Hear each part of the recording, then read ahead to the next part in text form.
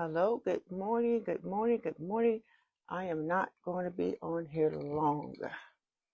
Been very busy, still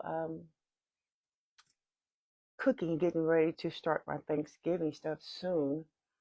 I've been practicing on making a peach cobbler, practicing making a chocolate pie, and a lemon meringue pie. I haven't made those in years.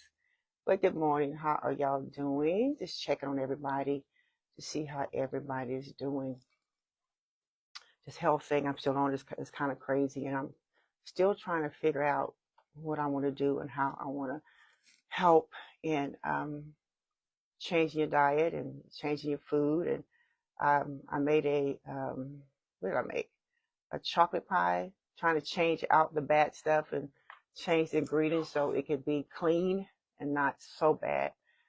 Um, it takes work. It takes figuring it out, Googling and seeing what can I exchange for eggs. What's this? Five? Oh, I can't pronounce that word. It's the juice out of a chickpea, which replaces eggs, especially if you're making the meringue pies. And you know, I use the egg to make the meringue part on top, that foam white stuff.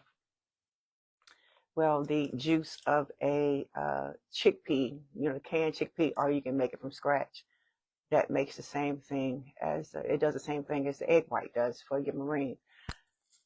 So I've been trying to figure all that out, replacing the sugars for some other type sugars, and so so far I did a peach cobbler last week. I did a chocolate meringue pie last week, and I did a lemon meringue pie. You know, changing out stuff, and uh, it's been work. I don't even know if I'm gonna do all this on Thanksgiving or not, but we got a whole lot of family coming in, and but the whole Thanksgiving is going to be a plant based as much as we can. The sugars sometimes you have to kind of work with that a little bit, but it's learning how to be healthy and it's a process and to do whatever it takes.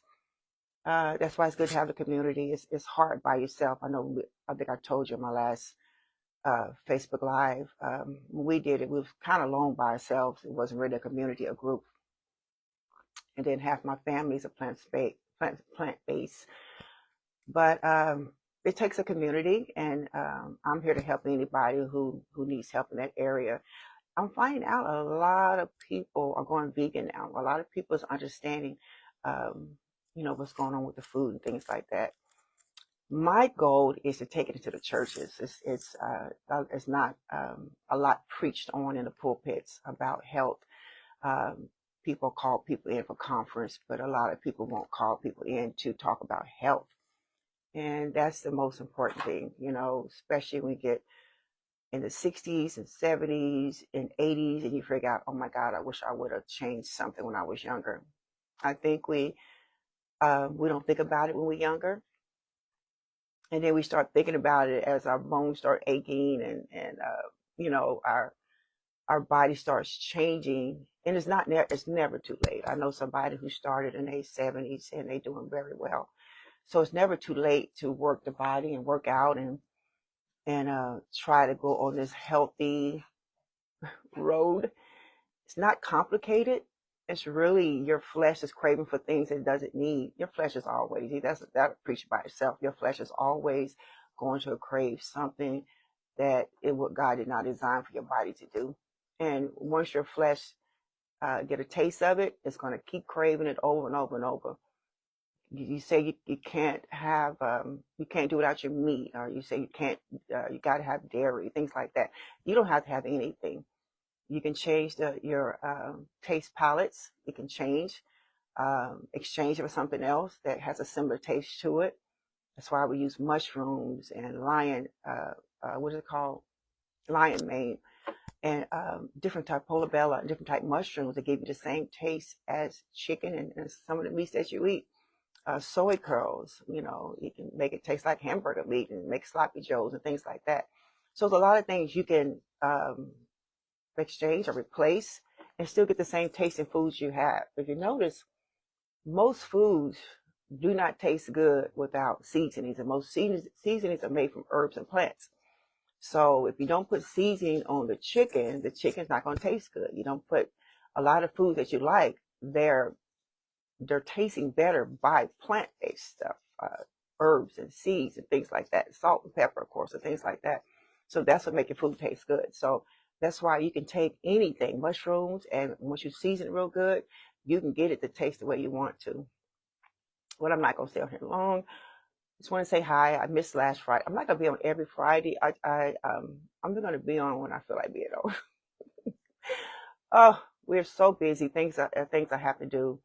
And so I decided to take just a few minutes and just talk to y'all. You know, a lot of times you don't understand about your life, your way of eating or your lifestyle until you get a diagnosis from the doctor and things like that. I know many of you all deal with high blood pressure, sugar diabetes. There's different things you probably deal with. And some doctors tell you, you know, if you can exercise, run, or walk. I'm still doing 10,000 steps a day, which that's equal to about 4.5 miles. And sometimes I do 13,000. I think the highest I went was 16,000 steps, which that equals to about 6 miles. I'm doing it every day. I think the only day I really miss is Sundays. Every now and then I do take a break. But, you know, you have to keep the body moving. I mean, especially when you get older, and you really can't say that enough. It's those bones start deteriorating. Your muscle mass starts going down, and work out. I mean, you don't have to do like lifting weights. You can do the restrain. What do you call it? Can't think today. Restrain weights. I'm gonna get it right after a while. And so it's just you can start with 20 pounds. You can start with, you know, just where you are, as long as you're moving and exercising. And there's table sit-ups, different things you can do to, you know, get your body moving and working. And that's the worst thing you do is retire and sit down. You know, walking is very easy.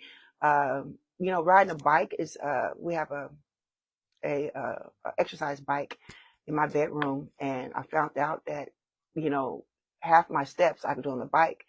When you're walking, it's a very good thing to walk. But when you're walking, if every step you take when you're walking, you're putting weight, your whole weight is going on each leg. So, but if you ride the bike, we have a exercise bike in a bedroom.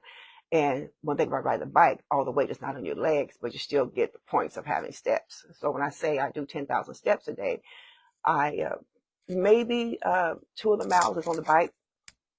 I can get on the bike about like 10 minutes a day, maybe 15 minutes a day as part of my steps. Because if you got a step watch, you know, something that's watching your steps for you, when you ride the bike, that will cause steps to accumulate on your iWatch or your iPhone or whatever you're doing to track your steps. Just keep moving, keep on, you know, then you got to keep your mental brain going. There's so many things you have to do to stay positive, to stay focused, and, you know, and stay alert. Crossword puzzles, things too, because you know the society has it where you don't have to think of nothing. You don't have to think at all. You just Google, ask ChatGPT, math. You don't have to think at all. I remember the times we all knew phone numbers. You know what? I don't know none of my kids' phone numbers. If something happened to my phone, I'm going to be in serious trouble. But I remember a time we used to know everybody's phone numbers. And I try to think, how did we do that? You know, I don't even know if our brains can do that anymore because we have not exercised our brains. So it's not only exercising your body. Hey, China. Not only exercising your body, but exercising your brain. So I'm having to figure out this whole Thanksgiving meal. I'm having to get all the ingredients that's in original dressing, which is going to be the same thing. I'm exchanging the eggs for I can't think of that word, alfalfa, something. It's a chickpea, juice from a chickpea. I'm having to change the eggs for that. Or you can change if you're doing cakes, you can change the eggs for applesauce. So it's different things you can do. It's about 3 or 4 different things you can do in place of eggs. So I'm having to go through all the recipes. So by the time I'm done, it's going to taste like a regular Thanksgiving dinner. Nobody would never know. I exchanged things. I replaced things. I substituted things. Nobody would never know that. But the work in doing it, it takes time. One thing about eating the way we do, it's a process. It's not cooking meals. Even going shopping, it's not a quick shop. You can't just run in the store sometime and get something unless you already got your list and already been through your research and things like that. But we have to read everything that we eat. We have to look at every can, I pretty much started making beans from scratch. And what I did last week, how many? I cooked about, oh my God, I don't know, 2 big crock pots, not crock pots, pressure cookers of beans and chickpeas. And I bagged up probably about 50 bags. You can cook them. And then I put it in 2 cups into a quart bag. You flatten them out real good so you can stack them. And I stacked a whole bunch of pre-cooked beans. That way, if someone needs some food, it's already cooked. And then that way, the prepping time is not long. You can do, oh my God, so many foods you can do that. You can flatten it out in a quart bag, or depends on how much you're going to cook. Usually 2 cups is something you want to do at a time, which that's a quart bag, a quart freezer bags. And you can just stack them up in your freezer, and whatever you want to cook, it saves time cooking because it's already cooked. You just thaw it out, mix all your stuff together. Sometimes I have beans, chickpea, quinoa, and you can mix all that stuff together. Soy curls, most of your food you can freeze ahead of time. I know the prepping they say you do per week. Well, that prep, you have to eat that food that week, and then you're eating the same food. When you freeze your food, it can stay in your refrigerator up to 6 to 9 months. But it depends on if you have the regular freezers does it. Your food doesn't last as long in a regular freezer as you would a upright freezer or a deep freezer, because a deep freezer you don't go in and out of it as much. So a lot of your beans or your rice, you cook rice ahead of time and freeze it. A lot of food that you freeze, it'll last probably up to a year in a freezer versus prepping week by week. So you can take sweet potatoes, freeze it. You can take any food that you want to cook and freeze, you can freeze it. And that's another type of prepping too. But the best thing is flatten it out, and that way you can stack them up real good. So I've been doing that for the last, I think I did it Saturday and I did it Sunday. So it's just different things I'm learning to do to pre-prep.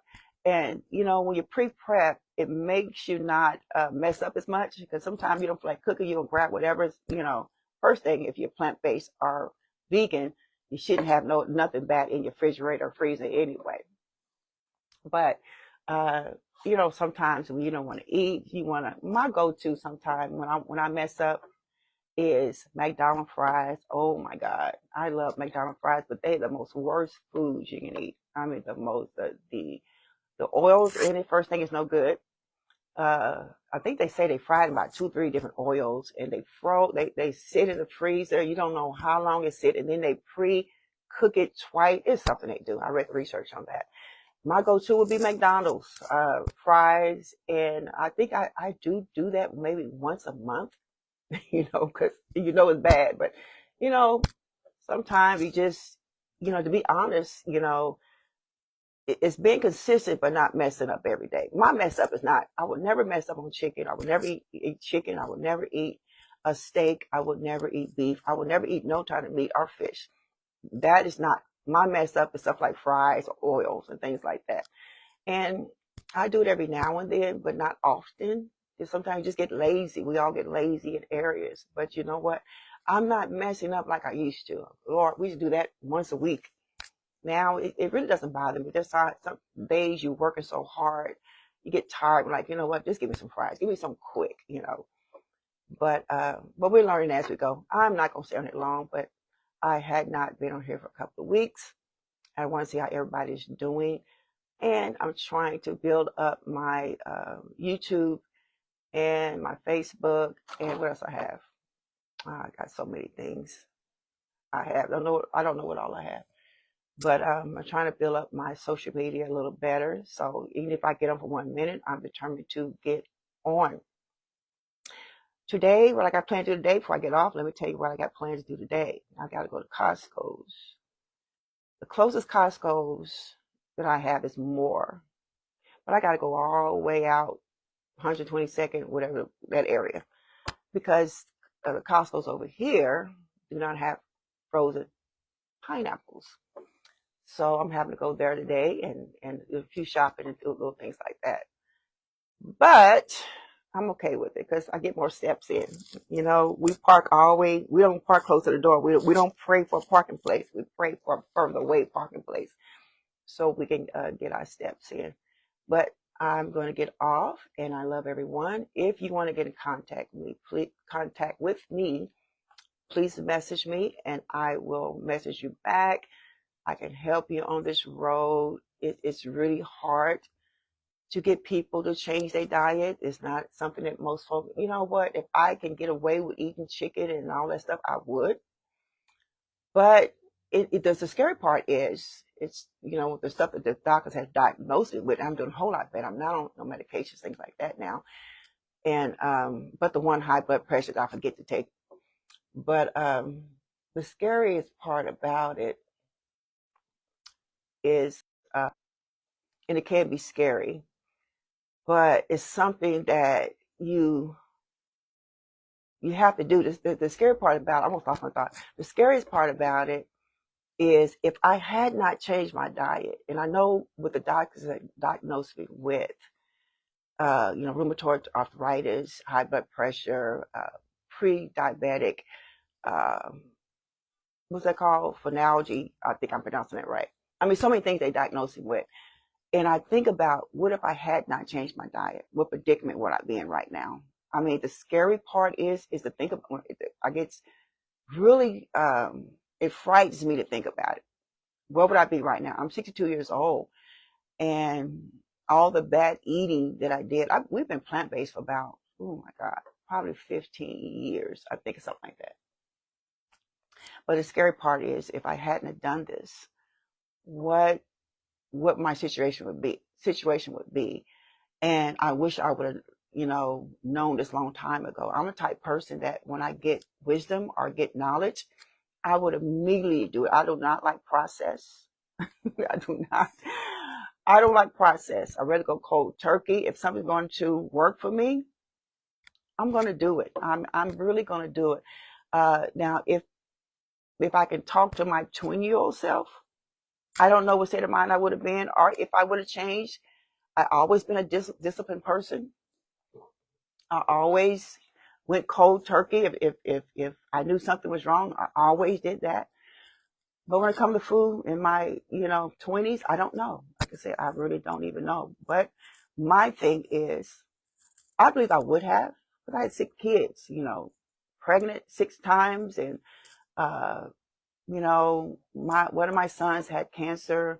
One of my kids had lupus and different things that, you know, I always think about. I don't want to cry right now. Ooh. I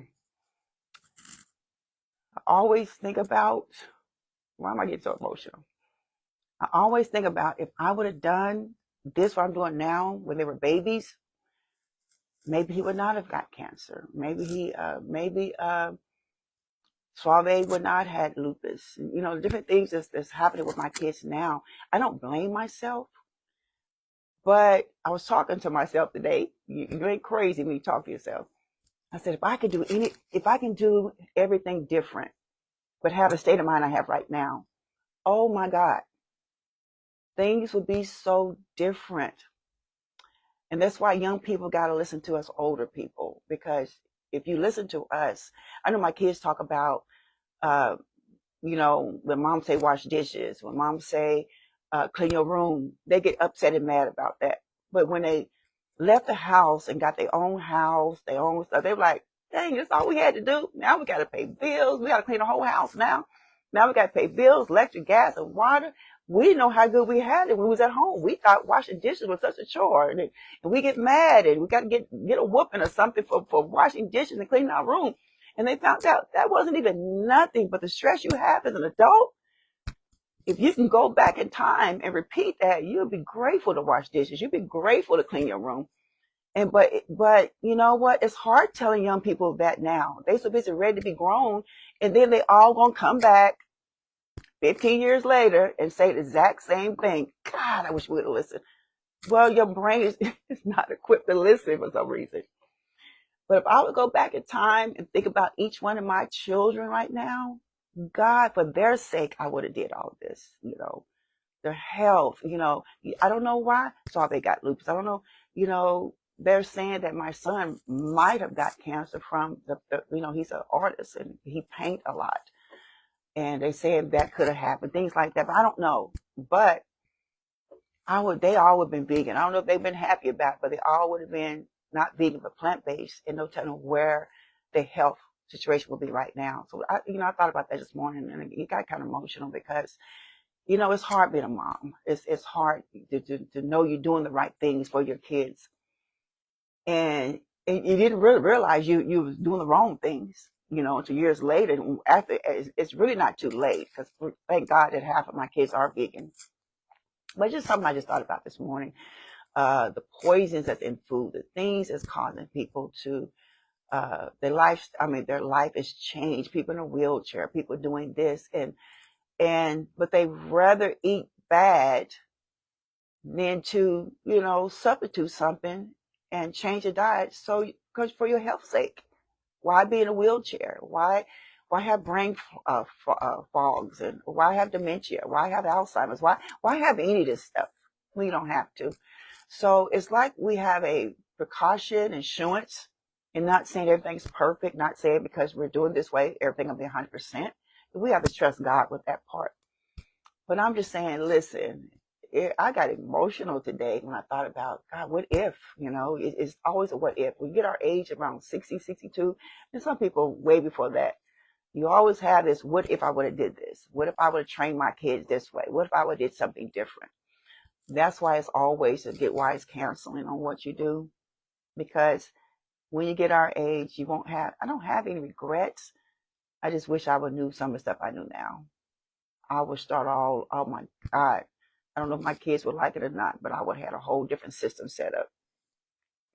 All right. I love everybody. And I am going to get off. And I'm going to try to be on here at least once a week. But I'm trying to map out some foods that I can make and show you online. I'll start out with something small, and then I'll work myself up to, I don't know, doing Thanksgiving cooking. I may get on live a few minutes just to kind of show y'all what we doing. I'm ready to go on another trip. We ain't been on a trip since, God, was July, my birthday. Is supposed to went on a trip in September to go to Canada.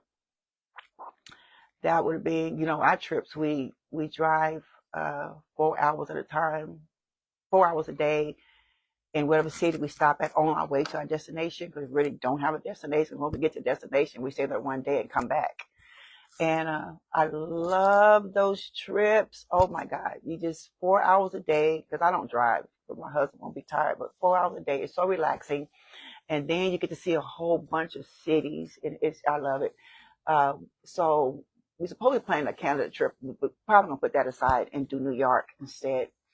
But it's so many cities you get to explore and walk around and look and enjoy yourself. And then I get to enjoy my husband.